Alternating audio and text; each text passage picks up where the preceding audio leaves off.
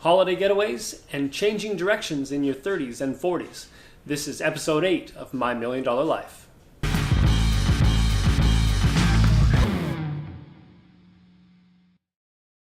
Welcome to My $1 Million Life. I'm LJ Jellison. So we just got back from Iowa on a little family getaway. We went up to the Putnam Museum for their Polar Express PJ party, which is our second year of doing it. It's a great getaway for us. We're visiting family while we're up there, so it's a lot of lounging around, decompressing, doing some activities with the kids, and just spending some really great family time together.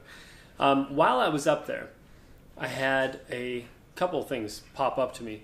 One of them was, I heard someone tell a story of how in your 20s you should be jumping around and figuring out what you want to do. In your 30s you should be starting to hone in those skills and settle into a career. And in your 40s you shouldn't think about changing directions or path. You need to stick with it.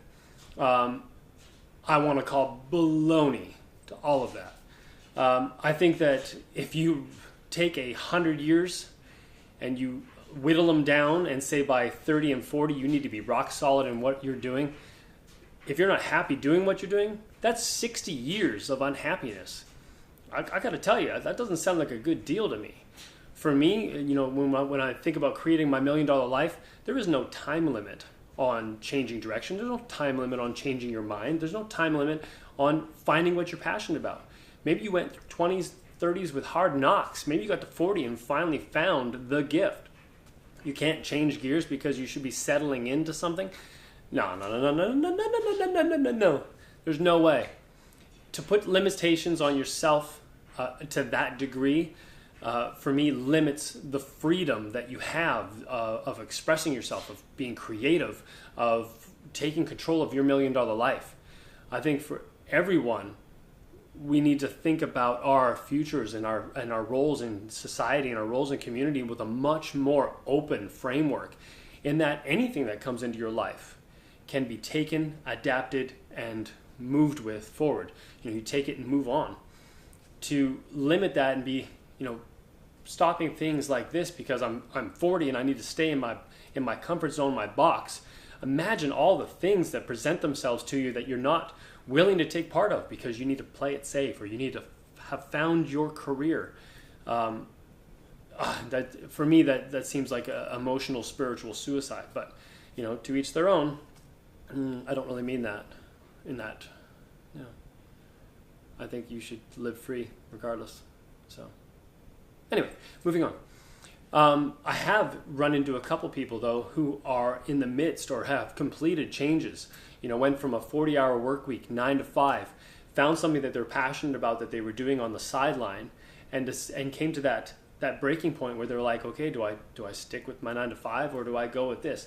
Now, that being said, what a beautiful way to transition when you've got the security of a 9 to 5 and you're doing your other thing on the sidelines, and you get it to a point where you can jump ship and then take that and run with it. One of those people was Sarah Kelsey, who recently reached out to me through my Facebook, and she has a company called Rhinestone Lip Gloss. Now, this is a woman who went from working 40 hours a week, 9 to 5, was riding equestrian on the side, and with the equestrian shows, she had, the bedazzled outfits, and started making jewelry to complement the outfits. That jewelry turned into belts and turned into other accessories, but it was the earrings that really took off for her. She had a great feedback on it, and as it continued to grow, she got to that point where she said, which way do we go? Do I continue with the job or do I take this all the way? And she committed. She jumped in full force, and I think that's absolutely amazing. Is it risky? Absolutely. Is it an adventure? Completely. And who wouldn't want an adventure? Now, there's a lot of weighing and a lot of number crunching that goes along with that. I get that. We don't need to jump into all those logistics. But to be open to the fact that is a possibility to you is amazing. That is the key, just to be open to that fact. Now, that being said, if you're going to walk that path where you've got the full 9 to 5 and you're messing around with your passion on the side, messing around, so to speak, with that passion on the side, you have to be able to control your anxiety.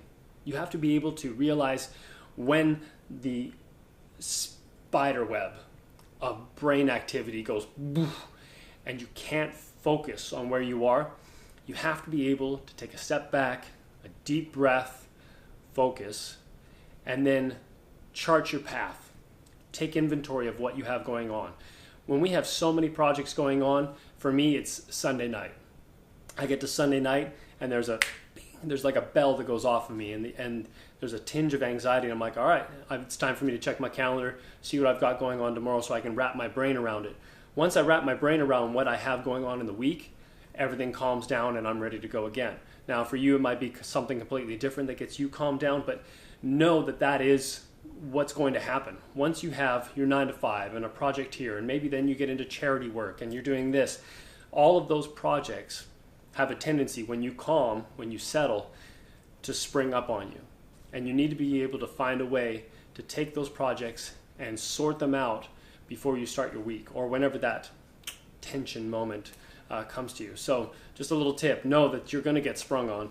That is going to happen to you. You're going to feel some anxiety. You're going to feel some panic. That is where people pull the cord. That's where they say, okay, I'm out. I can't handle this. That's where their path derails. You have to be able to take that moment of anxiety and sort it out, calm it down, and find your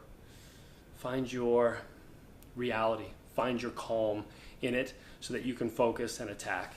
So that wraps up this $1 Million episode, $1 Million Life episode. I have come to a place where I have graphics for the St. Jude's Children's campaign that I'm doing. Working on the Facebook and the website. I found a nonprofit in my hometown that will be doing the fund collecting using their 301 5C 559 or 90210. I don't know. Terrible with numbers. Anyway, so I've almost have all the pieces in place, and we will be launching that very soon. I'm hoping within the next couple days. Stay tuned for more of that, and catch you next time on My $1 Million Life.